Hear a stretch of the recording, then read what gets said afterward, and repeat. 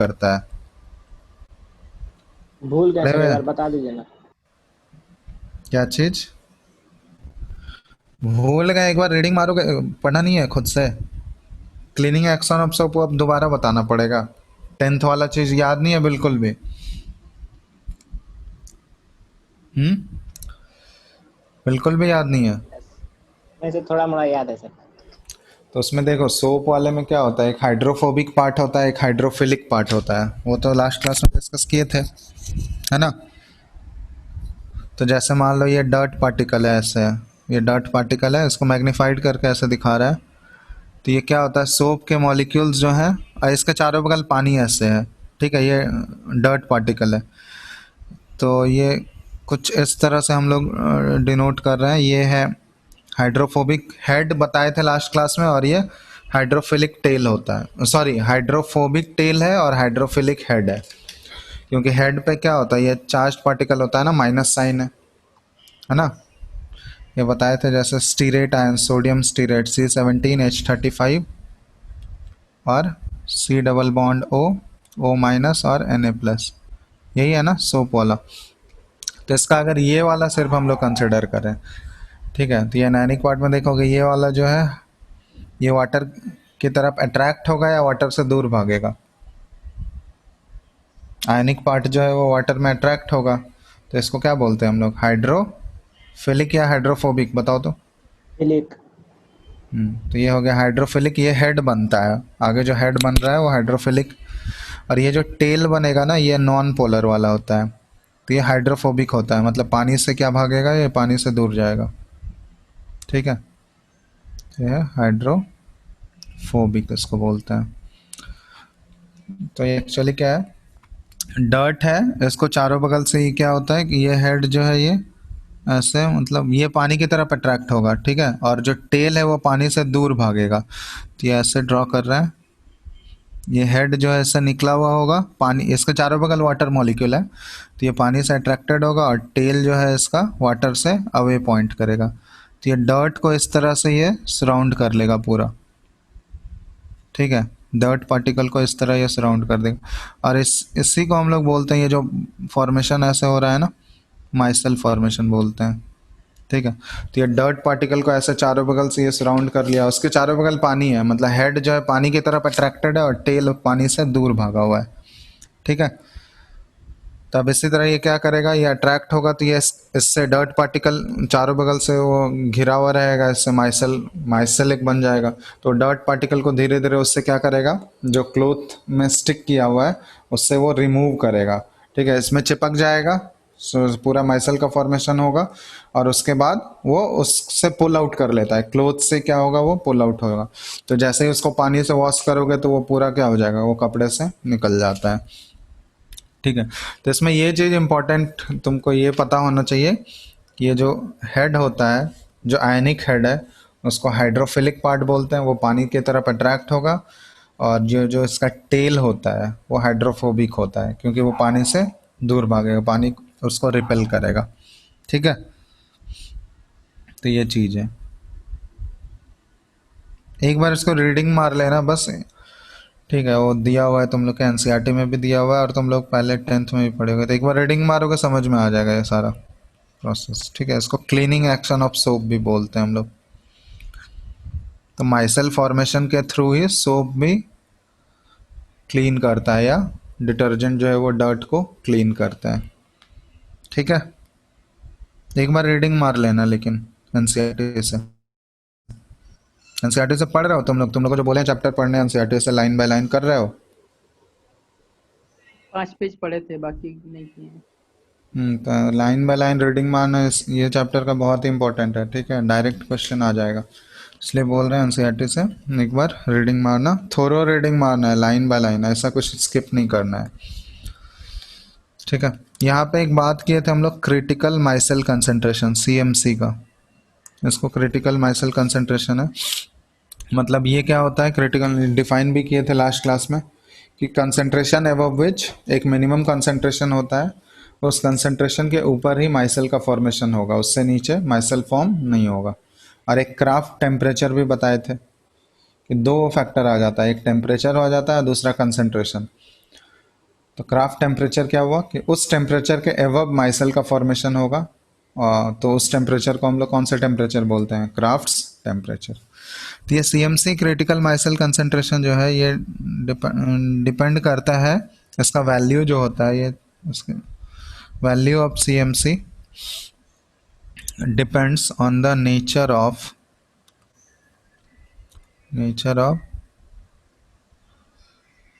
dispersed phase and dispersion medium. ठीक है, तो सीएमसी का वैल्यू जो है ये नेचर ऑफ डिस्पर्स्ड फेज और डिस्पर्सन मीडियम पे डिपेंड करता है, क्योंकि वो अगर चेंज कर दोगे, दूसरा डिस्पर्सन फेज और डिस्पर्सन मीडियम ले आएंगे तो उसका क्रिटिकल माइसेल कंसंट्रेशन का वैल्यू डिफरेंट होगा। ठीक है, तो जरूरी नहीं कि सारे का सेम ही होता है, वो अगर नेचर चेंज करते जाएंगे हम लोग तो उसका वैल्यू भी डिफरेंट होते जाएगा। नेक्स्ट है usually longer the hydrophobic chain, longer the hydrophobic chain, hydrophobic ये वाला जो टेल है ना, जितना ज़्यादा लॉन्गर होगा यूजुअली है, smaller is it's CMC value. ठीक है, तो जितना लंबा चेन होगा उसका सीएमसी का वैल्यू उतना कम होगा। ठीक है, अब तीसरा पॉइंट है कि the value of CMC critical micelle concentration also depends on the density of dispersed phase and dispersion medium. हाँ, ये इंपॉर्टेंट है कि डिस्पर्स्ड फेज और डिस्पर्सन मीडियम के डेंसिटी पे भी उसका वैल्यू डिपेंड करता है, ये चीज़ ध्यान रखना है। अगर डिस्पर्सन मीडियम, तो डेंसिटी अगर वैरी होगा डिस्पर्सन मीडियम का या डिस्पर्स्ड फेज का, तो उसके अकॉर्डिंग उसका क्रिटिकल माइसेल कंसंट्रेशन भी वो चेंज होगा। तो ये कुछ कुछ फैक्टर्स हैं जो क्रिटिकल माइसेल कंसंट्रेशन को इफेक्ट करते हैं। ठीक है, तो ये सब ध्यान रखना।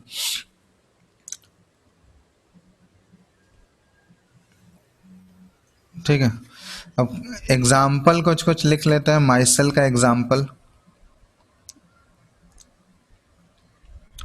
तो एक तो सोडियम स्टीरेट, ये तो पढ़े ही तुम लोग।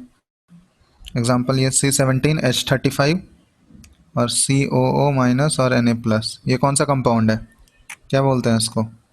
Sodium sodium stearate. स्टीरेट। ठीक है, दूसरा एग्जाम्पल होता है, यह है सोडियम लॉरियल सल्फेट। ठीक है, ये जो है इसका फॉर्मूला होता है, ये याद नहीं रखना है, बस एक दो ध्यान रखो। CH3, ये CH211, SO4 2 माइनस और यहाँ पे Na+। ठीक है, ये दूसरा है। और एक और है एग्जाम्पल, इसको बोलते हैं हम लोग cetyl trimethyl ammonium bromide. Ammonium bromide, इसका फॉर्मूला जो होता है यह CH3 CH2 15, यहाँ पे नाइट्रोजन N+ और CH3 होल थ्राइस और यहाँ पे Br-। ठीक है, ये कुछ कुछ एग्जाम्पल्स हो गए माइसेल के। एक पोटेशियम करके भी था ना सर? पोटेशियम स्टीरेट, जैसे सोडियम है वहाँ पे अगर K+ आ जाएगा तो पोटेशियम का कंपाउंड बन जाएगा। समझ में आ रहा पालमेट है? भी था, कुछ पालमेट टाइप ही है शायद। बहुत सारे और भी होंगे, मतलब उतना ध्यान नहीं रखना है सारा। ठीक है, एक दो बस, ये तुमसे पूछा नहीं जाएगा कि एग्जाम्पल लिखो। ठीक है, बस ये एग्जाम्पल एक दो ध्यान रखो, इन केस अगर कहीं पे पूछ दिया जाए।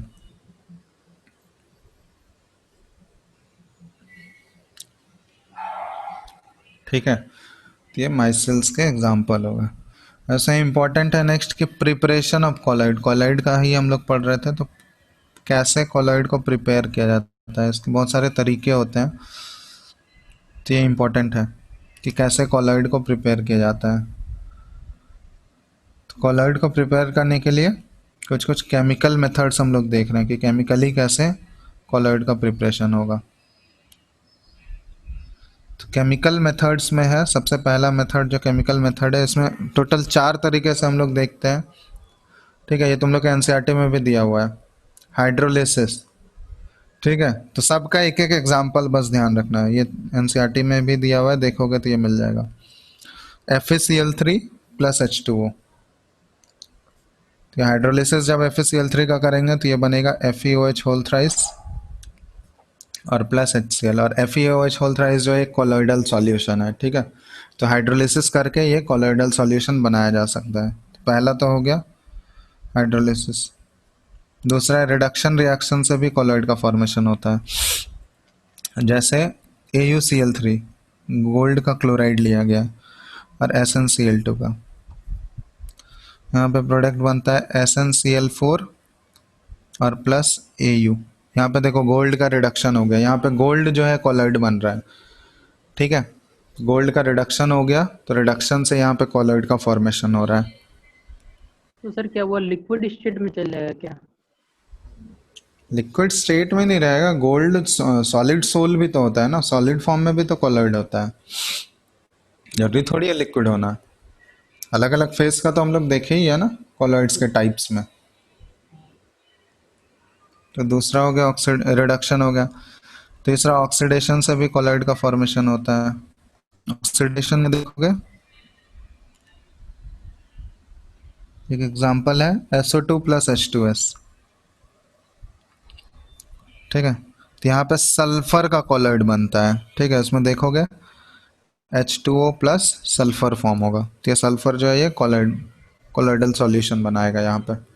ठीक है, ये ऑलरेडी देख ही चुके हैं हम लोग, सल्फर इन वाटर वो कोलोइडल सॉल्यूशन होता है या नहीं, प्रीवियस क्लास में एग्जांपल बताए ही थे।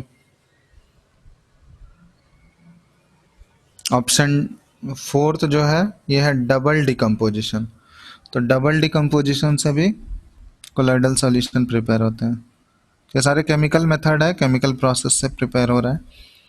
तो डबल डिकम्पोजिशन में एक रिएक्शन दिया हुआ है AS2O3। AS2O3 कौन सा कंपाउंड है, किसका ऑक्साइड है ये, आर्सेनिक का ना। तो ये आर्सेनिक सल्फाइड बना रहा है AS2S3। सल्फाइड कौन सा कोलॉइड होता है ना, पॉजिटिव कोलॉइड होता है, पॉजिटिवली चार्ज या नेगेटिवली चार्ज, ये बताए थे तुम लोगों को, बताओ तो। Negatively charge. सल्फाइड्स क्या होगा, पॉजिटिवली चार्ज या negatively charge? Negatively charge colloid होता है ना सल्फाइड्स। ये लास्ट क्लास में हम लोग जहाँ पे on the basis of charge बताए थे वहाँ पे ये सब क्लासिफिकेशन कराए थे। ठीक है, तो ये कुछ कुछ तरीके हैं, ये एनसीईआरटी में मिल जाएगा तुमको, सबका एक एक टाइप से याद रखो। ये केमिकल मेथड से कोलॉइड का प्रिपरेशन, मतलब केमिकल रिएक्शन होके कैसे कोलॉइड बनेगा ये ध्यान रखना। तो पहला हो गया केमिकल मेथड हो गया। दूसरा होता है इलेक्ट्रिकल मेथड, जिसको ब्रेडिग्स आर्क मेथड भी बोला जाता है। ठीक है, electrical method, electrical disintegration method बोला जाता है इसको।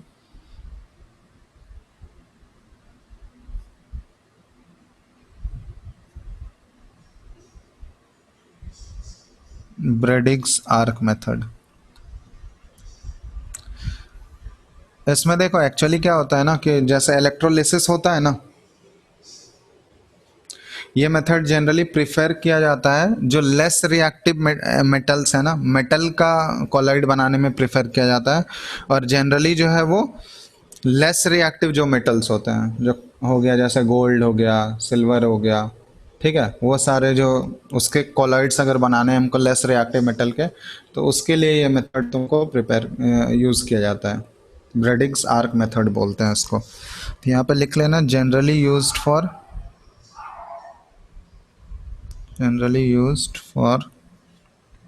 preparation of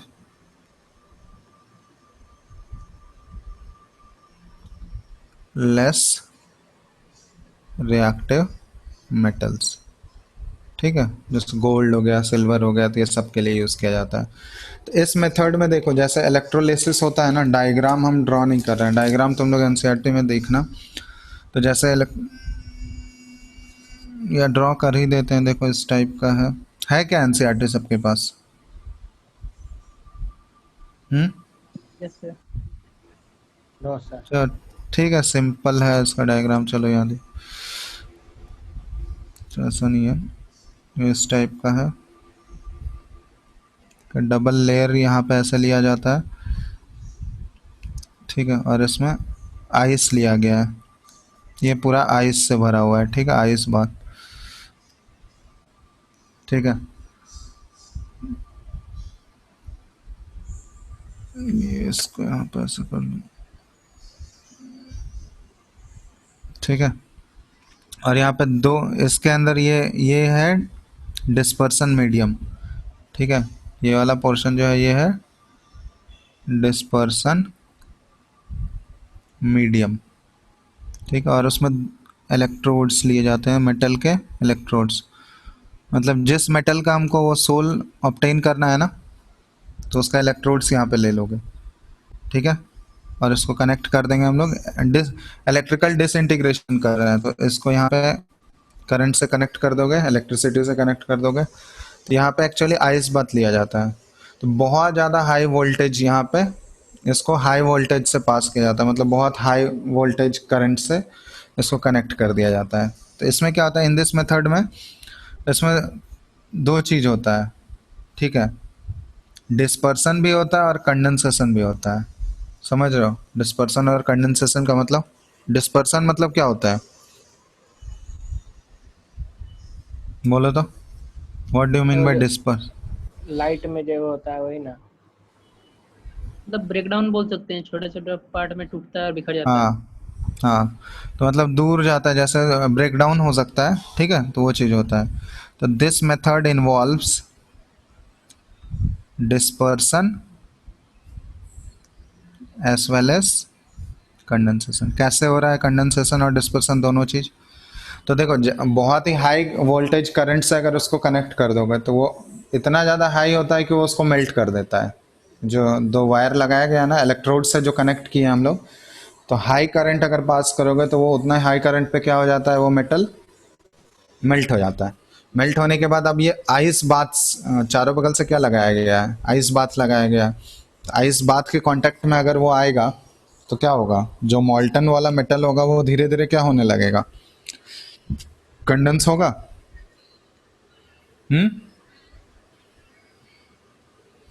बोलो। सर लास्ट वाला पार्ट थोड़ा रिपीट कीजिएगा, क्या बोले? बोल रहे हैं वो हाई करंट से अगर उसको कनेक्ट करोगे, बहुत ही हाई वोल्टेज से कनेक्ट किया जाता है, तो वो क्या हो जाएगा, मेल्ट होने लगेगा। दो इलेक्ट्रोड से अगर हाई करंट पास करेंगे तो मेल्ट होगा या नहीं होगा? होगा। ठीक है, उसका जो मेल्टिंग पॉइंट है उससे भी ज़्यादा उससे करंट पास किया जाता है, तो मेल्ट कर जाता है। अब उसको आइस बाथ से कनेक्टेड है वो चारों, ये क्या लिया गया है, ये जो है ये है आइस बाथ। अब ये आइस बाथ के अगर कांटेक्ट में आएगा मॉल्टन मेटल तो वो धीरे धीरे क्या होने लगेगा, कंडेंस भी तो होगा। और कंडेंस होते होते वो क्या होता है, छोटे छोटे कोलॉइडल पार्टिकल्स के फॉर्म में कंडेंस होता है, ठीक है। कोलॉइडल पार्टिकल्स जैसे होते हैं ना, बहुत ही मेल्ट होगा, मेल्ट होने के बाद वो जैसे ही आइस बात के कांटेक्ट में आएगा तो वो छोटे छोटे, बहुत ही छोटे छोटे कोलॉइडल पार्टिकल्स के फॉर्म में वो कंडेंस होना स्टार्ट कर देता है। तो इससे जो है ये जनरली किसके लिए यूज़ किया जाता है, जो लेस रिएक्टिव मेटल है ना, गोल्ड हो गया, सिल्वर हो गया, उन सबको प्रिपेयर करने के लिए जनरली ये प्रोसेस इलेक्ट्रिकल डिसइंटीग्रेशन मेथड, या इसी को बोला जाता है ब्रेडिग्स आर्क मेथड, ठीक है।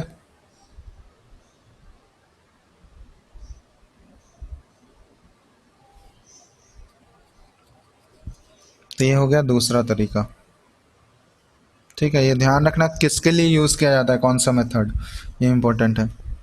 और तीसरा मेथड होता है इसमें पेप्टाइजेशन। पेप्टाइजेशन सुने हो क्या?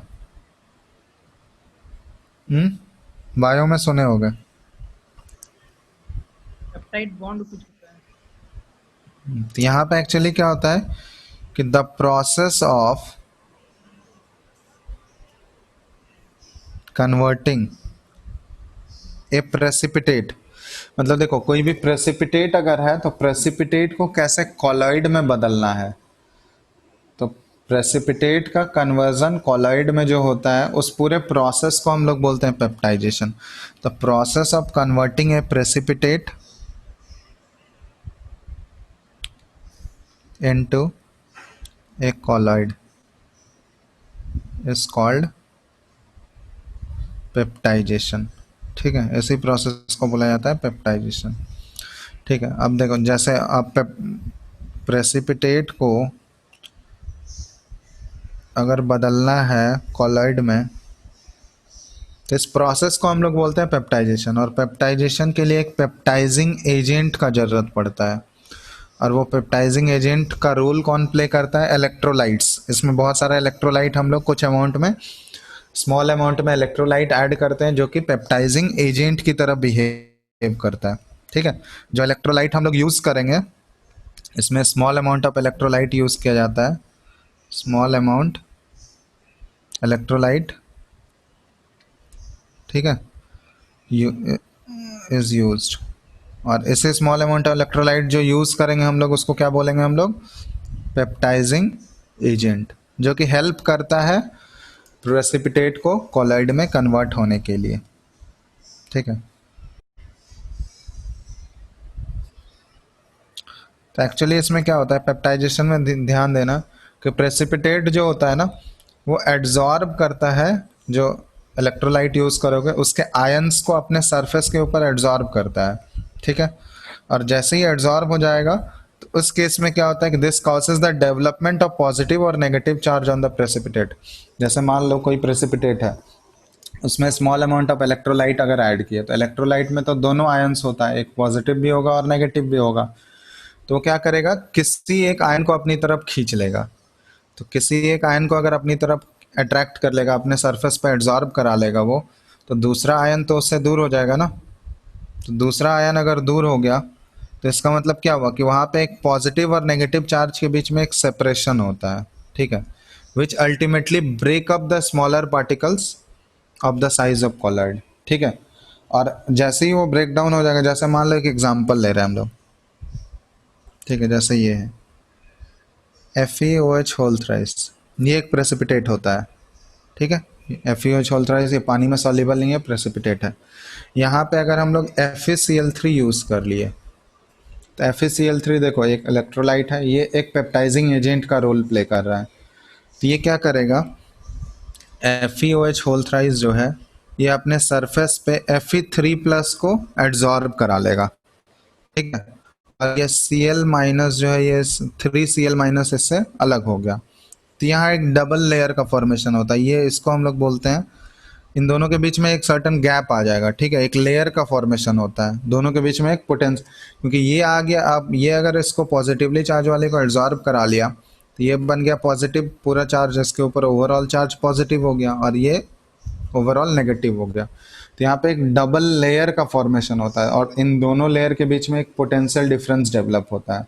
ठीक है, जिसकी वजह से ये क्या होगा कि धीरे धीरे एक बहुत ही प्रेसिपिटेट जो है वो धीरे धीरे क्या होगा, ब्रेक डाउन होना स्टार्ट कर जाएगा। ठीक है, वो लेयर पोटेंशियल डिफरेंस डेवलप होने की वजह से क्या होगा, धीरे धीरे वो स्मॉलर पार्टिकल्स में ब्रेक डाउन होते रहेगा।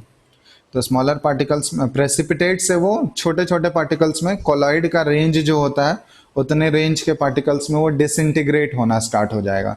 ठीक है, और इसी तरह एक कॉलॉइड का फॉर्मेशन होता है। तो इसी पूरे प्रोसेस को हम लोग बोलते हैं पेप्टाइजेशन। अब कौन सा आयन जो है वो एड्जॉर्ब होगा वो कैसे डिसाइड करेंगे बताओ तो। यहाँ पे जैसे हम लोग FeCl3 डाले तो Fe एड्जॉर्ब होगा प्रेसिपिटेट के सरफेस पे या Cl एड्जॉर्ब होगा, वो कैसे पता करेंगे हम लोग? तो हम लोग इसमें ऐसे बोलते हैं कि the ion which is more closely related to colloidal particle. समझ में आ रहा है कि वैसा आयन, या फिर जो हम लोग इलेक्ट्रोलाइट ऐड किए हैं ना उसमें वो वाला आयन एड्जॉर्ब होगा जो आयन जो है वो हमारे प्रेसिपिटेट से मोर क्लोजली रिलेटेड है या फिर कॉमन जो है। तो यहाँ पे FeCl3 में दो टाइप के आयन है, Fe3+ है और Cl- है। तो कौन सा आयन प्रेसिपिटेट के साथ कॉमन दिख रहा है तुमको? Fe3 प्लस या Cl माइनस, बताओ तो। कॉमन आयन कौन सा होगा, बोलो। हेलो। सर नहीं समझे, कॉमन आयन किसको बोल रहे हैं इसमें?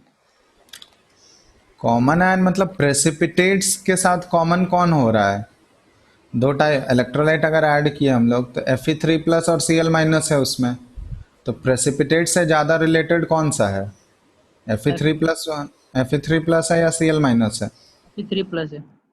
हाँ, तो जो क्लोजली रिलेटेड होगा ना, जो कॉमन आयन होगा इलेक्ट्रोलाइट में, वही आके एड्जॉर्ब होगा इसके सरफेस पे। समझ में आ रहा है। Cl माइनस आके एड्जॉर्ब नहीं हुआ क्योंकि वो इसके साथ कॉमन नहीं है प्रेसिपिटेट के साथ, तो जो कॉमन आयन होगा वही आके एड्जॉर्ब होगा इसके सरफेस पे।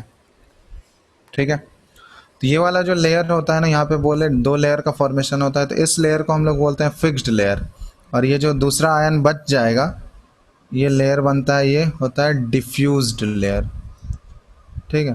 तो 2 टाइप का लेयर का फॉर्मेशन होता है यहाँ पे, ये फिक्स्ड लेयर और डिफ्यूज्ड लेयर।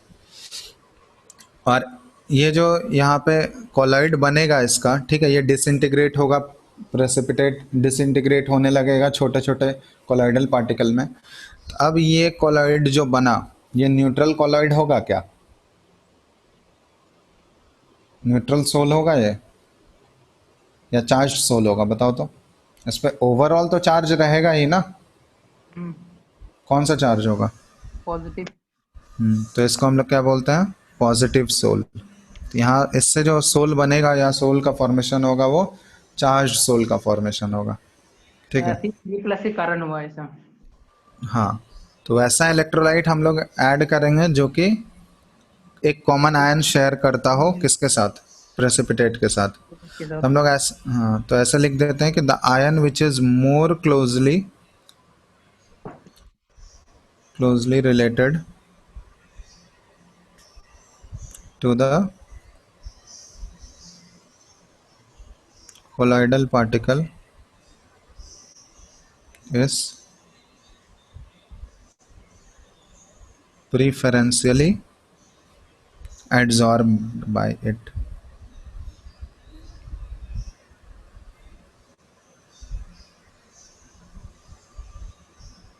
ठीक है। चलो, तो और भी एग्जांपल लेते हैं इसमें, जैसे मान लो AgCl है, AgCl भी प्रेसिपिटेट होता है। इसमें अगर मान लो AgNO3 हम लोग पेप्टाइजिंग एजेंट ऐड किए, तो बताओ तो नेचर ऑफ सोल जो ऑब्टेन होगा उसका नेचर क्या होगा, पॉजिटिव होगा या नेगेटिव होगा, किस टाइप का सोल मिलेगा, पॉजिटिवली चार्ज या नेगेटिवली चार्ज।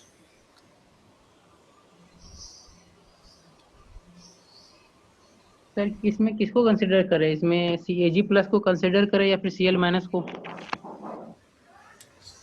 Cl हाँ, जो, Ag+ होगा सर। तो वो जो सोल ऑब्टेन होगा ना, वो सोल का नेचर क्या होगा, चार्ज पॉजिटिव। क्या होगा, पॉजिटिव या नेगेटिव। पॉजिटिव। पॉजिटिव, क्योंकि AgCl है, इसके ऊपर एड्जॉर्ब कौन सा आयन होगा, Ag प्लस होगा। Ag+। और NO3 माइनस ये अलग हो, तो फिक्स्ड लेयर ये कौन बनाएगा, ये वाला। तो इसके ऊपर ओवरऑल चार्ज क्या है, पॉजिटिव। पॉजिटिव, तो ये क्या बनाएगा, positive soul. Soul.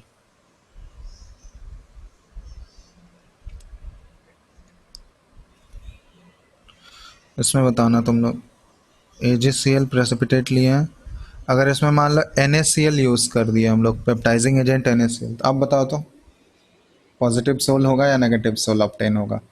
Negative soul obtain होगा। क्योंकि अब AgCl के सरफेस पे Cl माइनस आकर एड्जॉर्ब होगा, या Na प्लस अलग, तो अब ये क्या बन गया, नेगेटिव सोल। समझ में आ रहा है ना। Yes sir. SnO2, इसमें अगर मान लो हम लोग ऐड कर दिए HCl, अब बताना तो पॉजिटिव सोल बनेगा या नेगेटिव।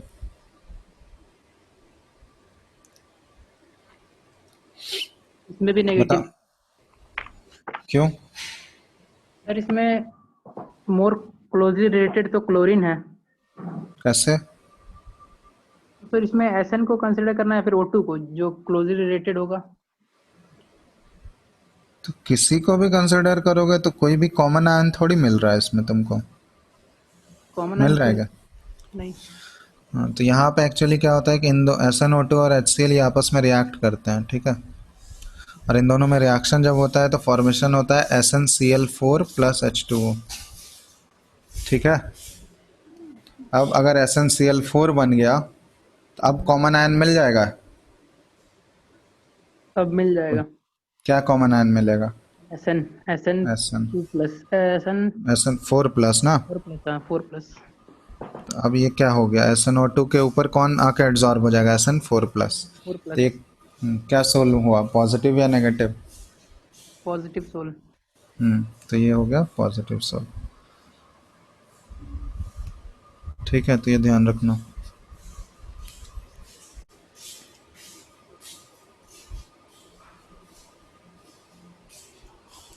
समझ में आ गया?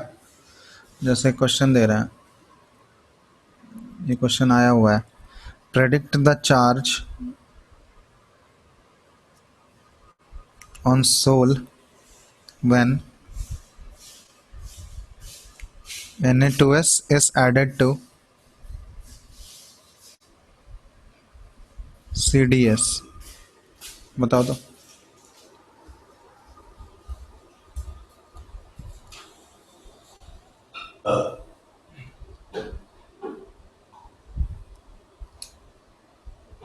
नेगेटिव होना चाहिए। होना चाहिए क्या? फिक्स होगा, बताओ। नेगेटिव होगा। ठीक है, तो यहाँ पे हमारा प्रेसिपिटेट है CDS, इसमें ऐड किए हैं पेप्टाइजिंग एजेंट क्या है, Na2S। तो मोर क्लोजली कौन रिलेटेड है? सल्फाइड आयन ही। तो CDS में ये सल्फाइड आयन, ये क्या हो रहा है? और ये Na प्लस जो है ये डिफ्यूज्ड लेयर होगा और ये फिक्स्ड लेयर। तो किस टाइप का सोल बनेगा ये? चार्ज क्या है ओवरऑल? नेगेटिव है। ये क्या हो गया?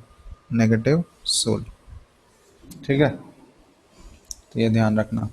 तो इसी पूरे प्रोसेस को बोलते हैं हम लोग पेप्टाइजिंग, ये पेप्टाइजेशन, ठीक है।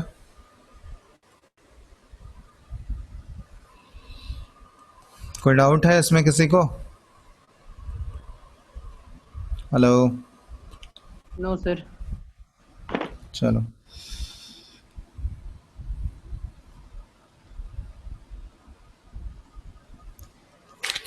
तो ये हो गया पेप्टाइजेशन। इसमें नेक्स्ट एनसीईआरटी में अगर देखोगे तो इसमें नेक्स्ट पार्ट दिया हुआ है प्यूरिफिकेशन ऑफ कोलॉइडल सॉल्यूशन। ये तुम लोग एक बार रीडिंग मार के रखना, प्यूरिफिकेशन ऑफ कोलॉइडल सॉल्यूशन, ठीक है।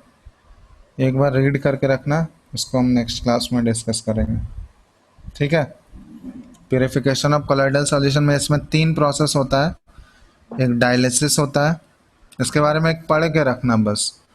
डायलिसिस होता है, दूसरा होता है इलेक्ट्रोडायलिसिस, और तीसरा जो प्रोसेस है ये कौन सा प्रोसेस होता है?